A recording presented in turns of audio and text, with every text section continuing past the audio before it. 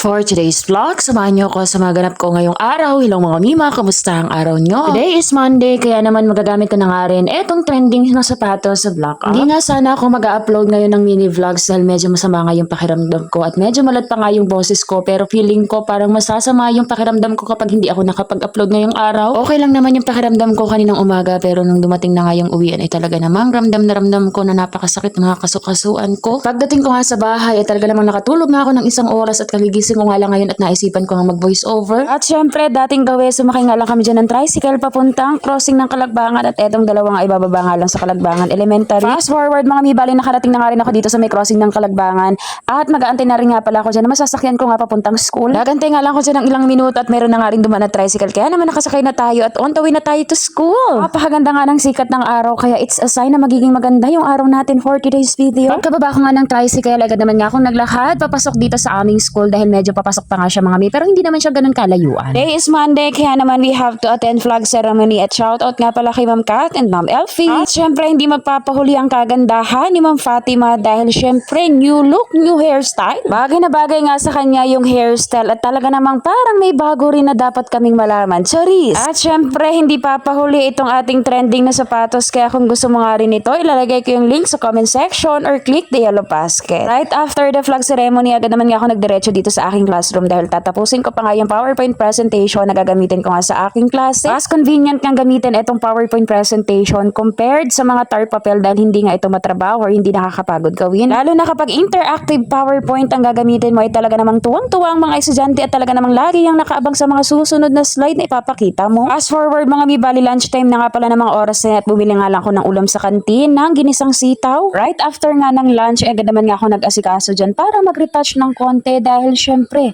tayo ang pinaka or best visual aid that we can have in our classroom. Ang sabi? Naglagay nga lang ako dyan ng powder tapos konting lipstick para hindi naman tayo maputlang tingnan. Tapos syempre wag kalimutan ng suklayin ng buhok para nga hindi tayo habulin ng suklay. At syempre gagamitin ko rin nga pala etong pabango na pasalubong pa sa akin ni Karin from Florida. At fast forward, bali tapos na nga pala yung klase ko mula 12:45 hanggang 3:45, kaya naman sinubukan ko nga itong cocoa stick. Excited na nga akong matikman, kaya naman agad ko na nga itong binuksan at in fairness ha, parang masarap yung chocolate niya. Bali dito mo nga pala ididip yung breadstick. Kaya naman pala trending ito sa Black Up dahil napakasarap nga nitong breadstick na idip nga dun sa chocolate. Akalain mo ang 20 pieces nito ay 96 pesos lang. Kaya kung meron kang tindahan ay talaga namang perfect na perfect itong ipangbenta dahil mabili nga ito sa mga bata ngayon. Habang kumakain nga ako dyan ng cocoa breadstick ay talaga namang nakakaramdam na ako ng sakit sa aking mga kasukasuan at buti na nga lang lagi kong dala itong aking Therapafe. Hindi talaga ito nawawala sa bag ko, kahit anong bag dinadala ko ay talaga namang hindi ko nakakalimutan dalhin ito dahil nakaka-relax yung amoy niya. Bali, eto nga pala yung itsura niya, para siyang lipstick at nagtatanong nga yung mga estudyante ko kung lip balm daw yan. Kung gusto mo nga rin ito, ilalagay ko yung link sa comment section. Napakabilis nga lang ng oras at uwian na, kaya ano fa, see you on my next vlog. Please like, follow and share. Salamat sa panonood.